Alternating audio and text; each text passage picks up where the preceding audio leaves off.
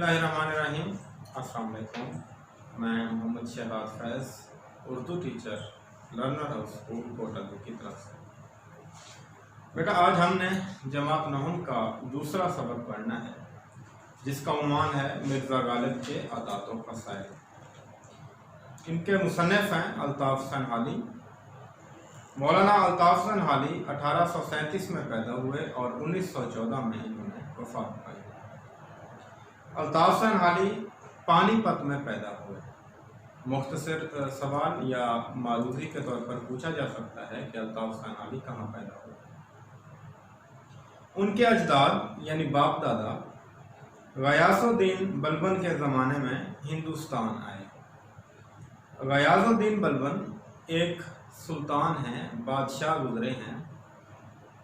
गयासुद्दीन बलबन 1201 सदी ईस्वी में पैदा हुए और 1266 सदी ईस्वी से लेकर 1286 सदी ईस्वी तक इन्होंने दिल्ली के अंदर बादशाहत की। 9 बरस के थे कि वालिद का इंतकाल हो गया। भाइयों ने परवरिश की। तालीम की तकमील दिल्ली के आलिमों की सोहबत में हुई। गालिब और शिफ्ता की सोहबत से बतौर खास फैज़ याब हुए। गालिब से मुराद मिर्ज़ा असदुल्ला खान गालिब और शिफ्ता से मुराद है नवाब मुस्तफ़ा खान शिफ्ता। सर सैयद से भी ताल्लुक़ के खातिर कायम हुआ। ताल्लुक़ के खातिर यानी दिल का लगा। शिफ्ता और गालिब के इंतकाल के बाद लाहौर आए और यहाँ पंजाब बुक डिपो में मुलाजमत कर ली। शिफ्ता जो कि 1809 में पैदा हुए और इन्होंने 1869 में वफ़ात पाई और गालिब जो कि 1797 में पैदा हुए, इन्होंने भी 1869 के अंदर वफ़ात पाई। तो इन दोनों की वफ़ात के बाद मौलाना अल्ताफ़ सनहाली जो है फिर लाहौर आए और यहाँ पर उन्होंने मुलाजमत की। यानी दूसरे लफ्ज़ों में हम ये कह सकते हैं कि मौलाना अल्ताफ़ सनहाली गालिब के तो बाकायदा शगिर्द थे और शिफ्ता से भी जो है बहुत फ़ैज़ याब होते थे। इनकी वफ़ात के बाद जो है फिर जो है वो लाहौर आ गए।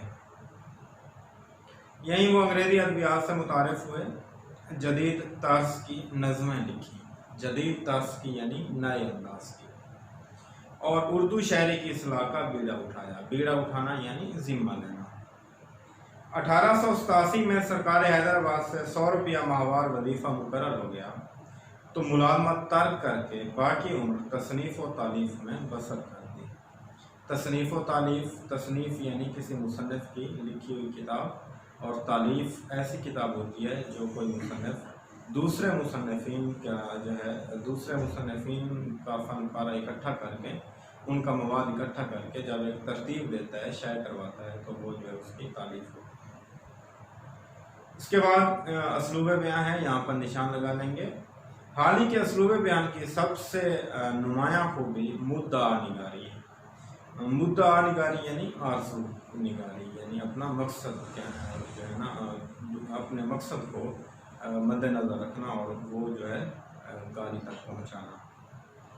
हाली की गरज अपने मज़मून को अदा करने और मतालिब को वज़ाहत से पेश करने के सिवा कुछ नहीं होती। उनकी नसरी तहरीरों में एतदाल व तवाज़ुन का ख़ास ख्याल रखा जाता है। बेजा इख्तिसार और बेजा तवालत से इज्तिनाब करते हुए, बेजा इख्तिसार यानी ज़रूरत से ज़्यादा मुख्तसर और बेजा तवालत का मतलब है ज़रूरत से ज़्यादा तवील, ज़रूरत से ज़्यादा बड़ा।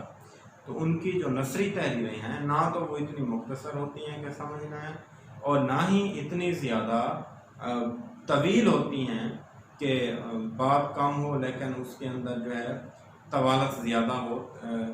और इस तरह अक्सर जो है पढ़ने वाले का वक्त ज़ाय होता है। तो हाली का जो है अंदाज़ ऐसा था कि वो ना ज़्यादा बड़ी बात करते थे और ना ज़रूरत से ज़्यादा मुख्तसर। इबारत को दिलकश, सादा और मुदल्लल बनाने में हाली अपनी मिसाल आप हैं। मुदल्लल यानी दलील पर मबनी। कोई भी बात कहते हैं तो साथ में उसकी दलील देते हैं, ठीक है, साबित करते हैं अपनी बात को। वो हर बात को संजीदगी और अक़लियत के तराजू में तोलते हैं और तख़य्युल और जज्बात से दूर रहते हुए अपने ख़यालात और हक़ाइक़ को कारी तक पहुँचाने की कोशिश करते हैं। यानी तख़य्युल और जज्बात से कहने का मतलब ये है कि अल्ताफ़ हुसैन हाली जज्बातियत से काम नहीं लेते थे, बल्कि अक़लियत से काम लेते थे। कोई भी बात हो जज्बाती तौर पर लिखने की बजाय उसे जो है अक़ल के साथ, संजीदगी के साथ तोलते थे और बाद में जो है उस पर मुत्तफ़िक़ होते थे तो वो पर तहरीर करते थे। कारी का मतलब है पढ़ने वाला। यही वजह है कि रशीद अहमद सिद्दीकी ने हाली के नसरी उसलूब को उर्दू नस्र का मेयारी उसलूब करार दिया है। ये मौलाना अल्ताफ़ हुसैन हाली का उसलूब बयां है, यहाँ पर निशान लगा है। वो सिवाने निगार यानी किसी शख्स की जिंदगी के बारे में लिखना। मजमून निगार किसी मुकर्रर मौजू पर अपने ख्यालात का इजहार मजमून कहलाता है। तो हाली मजमून निगार भी थे और नक्काद है। नक्काद जो है तनकीद करने वाला, तनकीद लफ्ज़ नक्द से निकला है, इसका मतलब है खरे खोटे की पहचान करना। तो अल्ताफ़ हुसैन हाली नक्काद भी थे, सिवाने निगार भी थे और मजमून निगार भी थे और इसके अलावा शायर भी थे। सर सैयद के करीबी और बाएतमाद साथियों में थे। उनकी मशहूर किताबों में हयात जावेद, यादगार गालिब, हयात सादी, मुकदमा शेर व शायरी और मदो इस्लाम शामिल हैं। इनके किताबों के नाम भी मुख्तसर सवालात में पूछे जा सकते हैं, इनको अच्छी तरह देख लीजिए। आखिर ज़िक्र किताब मुसद्दस हाली के नाम से बेहद मकबूल हुई। आखिर ज़िक्र यानी इन किताबों में जिसका नाम आखिर पर आया है वो है मदो इस्लाम, यानी मदो इस्लाम मुसद्दस हाली के नाम से बहुत मशहूर हुई। मुकदमा शेर व शायरी जो दरअसल उनके दीवान का तवील दिवाचा है, यानी मौलाना अल्ताफ़ हुसैन हाली का जब दीवान शय हुआ तो उन्होंने उस दीवान का जो दिवाचा लिखा तो वो इतना तवील और इतना जानदार था कि उसको एक अलग किताब की हैसियत देनी पड़ी। मुकदमा शेर व शायरी जदीद उर्दू तनकीद का नुक्ता आगाज़ है। उसके बाद सबक की तरफ आएंगे। मिर्ज़ा गालिब के आदात व खसाइल। आदात आदत की जमा है और खसाइल खसलत की जमा है, यानी उनकी आदतें और उसकी फितरत। मिर्ज़ा गालिब के अखलाक नहायत वसी थे। अखलाक कल्ब की जमा है, यानी अच्छी आदतें, नहायत यानी बे इंतहा, वसी थे, कुशादा थे।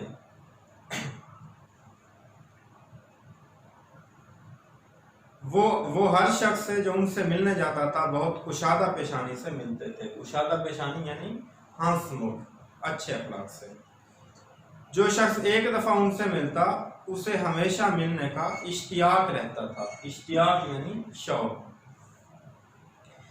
दोस्तों को देखकर बाग हो जाते थे। बाग होना यानी बहुत ज़्यादा खुश होना, और उनकी खुशी से खुश और गम से गमगीन होते थे। गम से गमगीन होना यानी गमज़दा होना। इसलिए उनके दोस्त हर मजहब और मिल्लत के न सिर्फ दिल्ली में बल्कि तमाम हिंदुस्तान में बेशुमार थे। मिल्लत यानी कौम। मौलाना अल्ताफ़ हुसैन हाली ने अपने उस्ताद यानी मिर्ज़ा गालिब की कुछ आदात और उसके मिजाज की बातें बताई हैं। पहली बात तो यह है कि उनके अखलाक जो है बहुत ज़्यादा वसी थे, यानी बड़े दिल के मालिक थे और निहायत खुलूस के साथ हर शख्स से मिलते थे।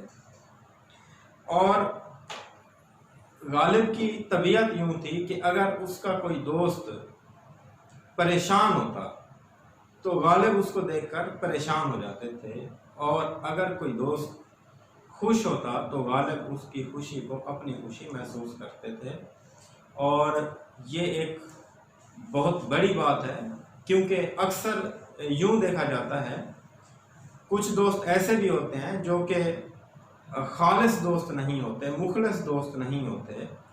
तो अगर किसी दोस्त को परेशानी में देखते हैं तो उल्टा जो है उसका मजाक उड़ाते हैं और खुश होते हैं। और अगर कोई दोस्त खुश है तो कुछ दोस्त ऐसे भी होते हैं जो उसको देखकर अंदर ही अंदर जो है जल रहे होते हैं। अमूमन ये दोस्त खालिस दोस्त नहीं होते, लेकिन ज़्यादातर इस तरह के रवैये जो आम तौर पर मुआशरे में पाए जाते हैं, लेकिन गालिब जो है इस रवैये से हटकर थे, वो जैसे बाहर थे वैसे अंदर थे। और मिर्ज़ा गालिब के जो दोस्त थे वो सिर्फ अपने मज़हब के, अपनी मिल्लत के नहीं थे, बल्कि हर मज़हब और हर मिल्लत से थे। यानी हम ये कह सकते हैं कि मिर्ज़ा गालिब मज़हब से ज़्यादा इंसानियत को तरजीह देते थे। ठीक है, ज़ाहिरी बात है कि इंसान जो है उसका मज़हब, उसका रहन सहन, उसका जो है मुल्क, ये तमाम चीज़ें जो है बाद में हैं। सबसे पहले तो हम ये जो है हमें देखना है कि वो शख्स, कोई भी शख्स है वो इंसान है। ठीक है, और इस्लाम के रूह से अगर देखें तो इस्लाम भी हमें बराबरी और मसावात का दर्स देता है। छोटी सी मिसाल ले लेते हैं कि अगर कोई शख्स, फ़र्ज़ किया कि हमें इत्तला मिलती है कि बाहर कोई शख्स जिसका हादसा हो गया है वो तड़प रहा है और पानी मांग रहा है, तो इस्लाम हमें ये नहीं कहेगा कि सबसे पहले जो है जाकर तहकीक करो कि वो शख्स मुसलमान है या गैर मुस्लिम है। अगर मुसलमान है तो उसको पानी दो, अगर गैर मुस्लिम है तो उसको तड़पने दो। ऐसा हरगिज़ नहीं कहता, बल्कि इस्लाम भी हमें यही कहता है कि अगरचे वो जो भी है, लेकिन सबसे पहले वो इंसान है और इंसानियत के नाते जो है हमें उसकी मदद करनी चाहिए। जो खतूत उन्होंने अपने दोस्तों को लिखे हैं, उनके एक एक हर्फ से महर मोहब्बत, गमखारी और यगानगत टपकी पड़ती है। महर मोहब्बत यानी मोहब्बत और शफकत, गमखारी यानी हमदर्दी, और यगानगत कहते हैं इत्तेफाक को। टपकी पड़ना का मतलब है जाहिर होना। हर एक खत का जवाब लिखना अपने ज़िम्मे फर्ज ऐन समझते थे। फर्ज ऐन का मतलब है खास फर्ज। उनका बहुत सा वक्त दोस्तों को जवाब लिखने में सर्फ होता था। सर्फ होना यानी खर्च होना। ठीक है, बीमारी और तकलीफ की हालत में भी वो खतों के जवाब लिखने से बाज ना आते थे। बाज ना आना यानी परहेज ना करना, यानी रुकते नहीं थे। भले बीमार थे लेकिन फिर भी दोस्तों को खत के जवाब दिया करते थे।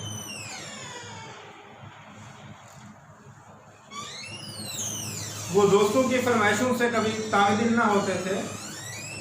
फरमाइश यानी तलब या तमन्ना, तांगदिल होना यानी घबराना। गज़लों की इस्लाह के सिवा और तरह तरह की फरमाइशें उनके बाद खालिस और मुखलिस दोस्त करते थे और वो उनकी तकमील करते थे। इस्लाह का मतलब होता है दुरुस्ती, सिवा यानी इलावा, बाज यानी कुछ, खालिस और मुखलिस सच्ची मोहब्बत करने वाले, और वो उनकी तकमील करते थे। तकमील करना यानी मुकम्मल करना, अपने दोस्तों की फरमाइशों को मुकम्मल करते थे। लोग उनको अक्सर बैरिंग खत भेजते थे, मगर उनको कभी नागवार ना गुजरता था। बैरिंग खत कहते हैं बगैर टिकट के खत को। ये एक ऐसा खत होता है जो सिर्फ तहरीर करके आगे भेजा जाता है, और जो शख्स इसको मौसूल करता है तो वो जो है उसकी टिकट के पैसे भी अदा करता है। मगर उनको कभी नागवार ना गुजरता था। नागवार यानी बुरा ना लगता था। अगर कोई शख्स लिफाफे में टिकट रखकर भेजता तो सख्त शिकायत करते थे। ठीक है, यानी उस ज़माने में जो पैगामात का सबसे बड़ा जरिया खतूत समझा जाता था, तो बाज़-औक़ात कुछ दोस्त ऐसे भी होते थे जो गालिब को ख़त लिखकर भेज देते थे और साथ में टिकट नहीं लगाते थे, और उसका टिकट जो है वो गालिब को देना पड़ता था। ठीक है, और बाज़ दोस्त ऐसे भी होते थे जो ख़त लिखकर उस पर अपना टिकट भी लगाते थे और एक और खाली टिकट भी रख कर भेज देते थे, ताकि जब गालिब हमें जवाब लिखे तो उसको भी टिकट ना खरीदना पड़े। तो गालिब जो है ऐसे शख्स से शिकायत किया करते थे जो टिकट रख कर भेजते थे। ठीक है। मुरव्वत और लिहाज मिर्ज़ा की तबीयत में बदरजाए गायब था। मुरव्वत यानी इंसानियत या लिहाज। लिहाज का मतलब भी रख रखाव होता है, यानी भरम रखना। बदरजा गायत यानी बहुत ज्यादा। बावजूद ये कि आखिर उम्र में वो अशार की इस्लाह देने से बहुत घबराने लगे थे। आखिर उम्र के जो है, देखें, एक तो इब्तदाई उम्र होती है जिसे हम बचपन कहते हैं, एक दरमियानी उम्र होती है जिसे हम जवानी का ज़माना कहते हैं, शबाब का ज़माना या सुनहरी दौर। तो एक आखिर उम्र होती है यानी बुढ़ापा। बुढ़ापा तो जो है मौत तक रह जाता है। ठीक है। और बुढ़ापे में जो है गालिब जैसा अजीम शायर भी आखिर वक्त के हाथों मजबूर हो गया। ठीक है। तो क्या वो ज़माना के गालिब को जो है उस्ताद तस्लीम आज भी करते हैं, और उस दौर में भी किया जाता था। लेकिन जब गालिब बुढ़ापे को पहुँचे तो गालिब जैसे अजीम शायर भी इस्लाह देने से घबरा रहे थे। बाईहुमा कभी किसी का कसीदा या गज़ल बगैर इस्लाह के वापस ना करते थे। अगरचे बुढ़ापे में, अब ज़ाहिरी बात है, बुढ़ापे के अंदर इंसानी आज़ा जो है कमज़ोर पड़ जाते हैं, नज़र कमज़ोर हो जाती है। ठीक है। हाथ कमज़ोर हो जाते हैं। ठीक है। और दिमागी तौर पर भी इंसान कमज़ोर हो जाता है, ज़ईफ़ हो जाता है, नहीफ़ हो जाता है। तो गालिब जो है बुढ़ापे के अंदर इस्लाह देने से घबराने लगे थे। लेकिन उसके बावजूद भी अगर कोई शख्स कोई शेर, गज़ल या कसीदा भेज देता तो वो बग़ैर इस्लाह के वापस ना करते थे। ठीक है। फिर भी वो उनकी इस्लाह कर दिया करते थे। कसीदा कहते हैं ऐसी नाम को जो किसी शख्स की तारीफ में लिखी जाती है। ठीक है। एक साहब को लिखते हैं, जहां तक हो सका अहबाब की खिदमत बजा लाया, और आके अशार देखता था और इस्लाह देता था। अब ना आंख से अच्छी तरह सूझे और ना हाथ से अच्छी तरह लिखा जाए। अहबाब हबीब की जमा है, जिसका मतलब है दोस्त। सूझना यानी दिखाई देना। तो वो दोस्त से कहते हैं कि जितना मुझसे हो सका मैंने दोस्तों की खिदमत की है, लेकिन अब जो है ना तो आंख से अच्छी तरह दिखाई देता है और ना हाथ से अच्छी तरह लिखा जाता है। अगरचे मिर्जा की आमदनी कलील थी मगर हौसला फराख था। यानी आमदनी कलील थी, कलील यानी कम थी, आमदनी कम थी और हौसला ज्यादा था। ठीक है। सैल उनके दरवाजे से खाली हाथ बहुत कम जाता था। सैल कहते हैं मांगने वाले को, भिखारी को। ठीक है। उनके मकान के आगे अंधे, लंगड़े, लूले और अपाहिज मर्द औरत पड़े रहते थे। अब अगरचे मिर्जा की आमदनी कलील थी, लेकिन उनका हौसला इतना ज्यादा था कि कोई भी शख्स उनके दर से खाली बहुत कम जाता था। ठीक है। और उनके दर के आगे ज्यादातर लंगड़े, लूले और अपाहिज मर्द औरत पड़े रहते थे। लंगड़े अमूमन ऐसे शख्स होते हैं जो टांगों से माजूर हों, और लूला वो होता है जो टांगों के साथ हाथों से भी माजूर हो, और अपाहिज इसे कहते हैं जो शख्स टांगों और हाथों यानी दोनों तरह से माजूर हो। ठीक है। गदर के बाद उनकी आमदनी को ऊपर 150 रुपए माहवार हो गई थी, और खाने पीने का खर्च भी कुछ लंबा चौड़ा ना था। मगर वो गरीबों और मोहताजों की मदद अपनी बसात से ज्यादा करते थे, इसलिए अक्सर तंग रहते थे। बसात यानी ताकत, औकात। गदर का मतलब है जंग आज़ादी, जो 1857 में हुई। अब ज़ाहिरी बात है, जंग किसी भी दौर में हो नुकसानदेह होती है। जहाँ इंसानी जानों का नुकसान होता है वहाँ पर मईशत का भी नुकसान होता है। तो एक गालिब की आमदनी जो है वो गदर के बाद उनकी आमदनी कुछ ऊपर 150 रुपये माहवार हो गई थी। यानी जंग के बाद गालिब की आमदनी में इजाफा हुआ था, लेकिन उनके खाने पीने का जो खर्च था वो कुछ ज़्यादा नहीं था। यानी एक सादा मिजाज इंसान थे और मुख्तसर जो है वो अपना रहन सहन किया करते थे, कोई लंबा चौड़ा उनका खर्च नहीं था। लेकिन उसके बावजूद भी अगर तंग होते थे तो उसकी वजह ये थी कि वो गरीबों और मोहताजों की मदद अपनी ताकत से ज़्यादा करते थे। मिर्ज़ा अपने दोस्तों के साथ जो गर्दिश रोज़गार से बिगड़ गए थे, नहायत शरीफाना तौर से सलूक करते थे। दिल्ली के अमायद में से एक साहब जो मिर्ज़ा के दिल्ली दोस्त थे और 1857 के बाद उनकी हालत सकीम हो गई थी।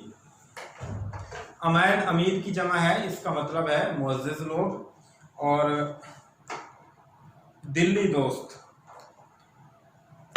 दिल्ली दो बार इस्तेमाल हुआ है, एक है दिल्ली, ठीक है, और दिल्ली का मतलब है दिल्ली के अंदर, दिल्ली के अंदर यानी रहने वाला, ठीक है, और दूसरा लफ्ज़ इस्तेमाल हुआ है दिल्ली, तो वो है यानी गहरा दोस्त, दिल्ली दोस्त, दिल से दोस्त, ठीक है। तो 1857 के बाद उनकी हालत सकीम हो गई।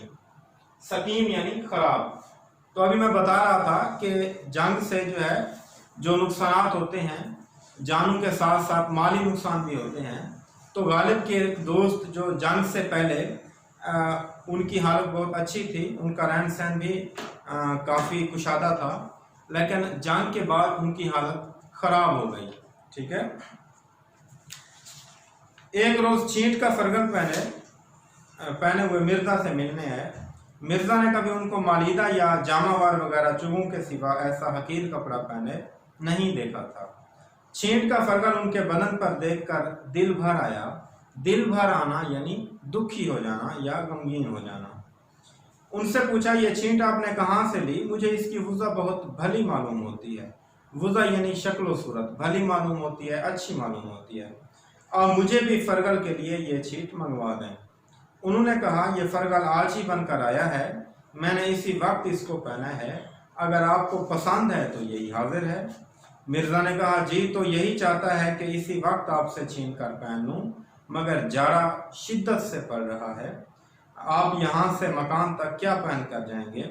फिर इधर उधर देखकर खोंटी पर से अपना मालीदा का नया चूगा उतार कर उन्हें पहनाया और इस खूबसूरती के साथ वो चूगा उनकी नजर किया।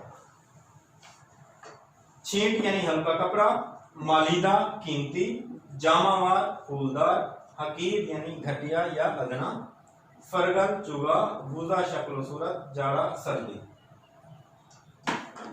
अब इस वाक्य को देखें कि एक शख्स जो दिल्ली के अंदर रहता था और मिर्जा का गहरा दोस्त था, जंग आज़ादी के बाद उस दोस्त की हालत खराब हो गई और एक दिन वो मिर्जा से जब मिलने आया तो उसने हल्के कपड़े का एक चूगा पहना हुआ था। चूगा उस वक्त का एक लिबादा था जिसे हम आज कोट कह सकते हैं, इसकी कदीम शक्ल थी। तो मिर्जा गालिब ने जब उसको देखा तो मिर्जा को ख्याल आया कि ये शख्स जब भी मुझसे मिलने आता था तो कीमती से कीमती कपड़ा पहन कर आता था, लेकिन अब इनके हालात इतने खराब हो चुके हैं कि इसने इतनी हकीर कपड़ा पहना हुआ है, यकीनन मजबूर होकर पहना होगा। तो ये बात सोचकर मिर्जा गालिब दुखी हो गए और अंदर ही अंदर से जो है उनको ये गम खाया जा रहा था। और फिर अपने दोस्त का दिल रखने के लिए कहते हैं कि ये चूगा आपने कहाँ से बनवाया? मुझे इसकी शक्ल और सूरत बहुत अच्छी मालूम हो रही है। तो आगे भी गालिब का दोस्त था, उसने ये समझा कि गालिब को ये चूगा पसंद आ गया है, तो उसने कहा, मैंने तो इसे नया सिलवाया है, अभी पहली बार पहन कर आया हूँ, आपको पसंद है तो ये हाजिर है। तो गालिब ने कहा, जी तो यही चाहता है कि मैं आपसे ये चूगा ले लूँ, लेकिन फिर बाहर सर्दी भी है, आप क्या पहन कर जाएंगे? और इस बहाने के साथ गालिब ने अपना कीमती चूगा जो है उसको पहना दिया। ठीक है, अब देखें, किसी पर एहसान भी कर रहे हैं तो अगले बंदे को यूं महसूस हो रहा है, दोस्त को यूं महसूस हो रहा है कि मैंने गालिब पर एहसान कर दिया, क्योंकि दोस्त जो है उसका इस बात पर जो है खुश था कि मेरी चीज़ गालिब को पसंद आई है तो मैंने उसकी नज़र कर दी। और गालिब को जो है ये इत्मीनान था कि मेरा दोस्त जिसने आज तक हल्का कपड़ा नहीं पहना, ये आज कैसे पहनेगा। तो उसने उसे अपना कीमती कपड़ा दे दिया, और यानी उसको अपना कीमती जुबा पहना दिया। तो इसे कहते हैं मुरव्वत और लिहाज, ठीक है, यानी किसी का भरम रखना। ज़राफ़त मिजाज में इस कदर थी कि अगर आपको बजाय हैवान नातिक के हैवान ज़रीफ कहा जाए तो बजा है। ज़राफ़त कहते हैं हंसी मजाक को, मिजाज में यानी तबीयत में इस कदर थी कि अगर आपको बजाय यानी जगह पर हैवान नातिक कहते हैं बोलने वाले हैवान, अगर मिर्ज़ा गालिब को बोलने वाले हैवान की बजाय हैवान ज़रीफ यानी हंसी मजाक करने वाला जानवर कहा जाए तो बेजा ना होगा। एक दफा रमजान गुजर चुका तो कले में गए, कला कहते हैं शाही महल को। बादशाह ने पूछा, मिर्जा तुमने कितने रोजे रखे? अर्ज किया, पीरो मुर्शिद एक नहीं रखा। अब देखें, इसे कहते हैं जुमानियत, यानी एक बात के दो मायने निकालना। अब ये मिर्जा का जो जवाब था जो उसने बादशाह को दिया कि पीरो मुर्शिद एक नहीं रखा, अब ज़ाहिरी बात है बादशाह को जो है ऐसा महसूस हुआ कि गालिब ने सिर्फ एक रोज़ा नहीं रखा बाकी सारे रखे होंगे, जबकि हकीकत में गालिब ने झूठ नहीं बोला, उसने हकीकी बात की कि मैंने एक भी नहीं रखा। जैसे इकबाल कहते हैं कि तबा नाजुक पे कैद रमज़ान भारी है, तो ये उनका एक अलग मिजाज था। तो बहरहाल उन्होंने जिस खूबसूरती के साथ उसको जवाब दिया उसका जवाब नहीं। एक दिन नवाब मुस्तफ़ा खान के मकान पर मिलने को आए। उनके मकान के आगे छत्ता तारीख था, छत्ता यानी बरामदा। जब छत्ते से गुजरकर दीवान खाने के दरवाजे पर पहुंचे, दीवान खाना कहते हैं नशिस्तगाह को यानी ड्राइंग रूम, तो वहां नवाब साहब उनको लेने को खड़े थे। मिर्जा ने उनको देखकर ये मिसरा पढ़ा। मिसरा कहते हैं आधे शेर को, आबे चश्मे हैमा दुरूने तारीकी सब, ये फारसी का मिसरा है। आबे चश्मे हैमा दुरूने तारीकी सब यानी आबे हयात अंधेरे में है। जब दीवान खाने में पहुंचे तो उसके दालान में बासबब मशरक रविया होने के धूप भरी हुई थी। मिर्जा ने वहां ये मिसरा पढ़ा, ई खाना हुमा आफताब आस, ये घर तो सारे का सारा सूरज है। यानी जब छत्ता तारीख था तो अंधेरे को देखकर कहने लगे कि आबे हयात अंधेरे में है, ठीक है। अब ज़ाहिरी बात है कि उनका दोस्त जो है वो जब उसने घर बुलाया और उसने देखा कि वहाँ पर अंधेरा था तो गालिब ने कहा कि कोई बात नहीं, वैसे भी आबे हयात जो है अंधेरे में है। और फिर जब आगे गए तो धूप थी, तो फिर कहने लगे कि ये घर तो सारे का सारा सूरज है। ठीक है बेटा, ये आधा सबक हमारा यहाँ पर ख़त्म होता है। अगले लेक्चर में इसका अगला आधा हिस्सा पढ़ेंगे। अल्लाह हाफ़िज़।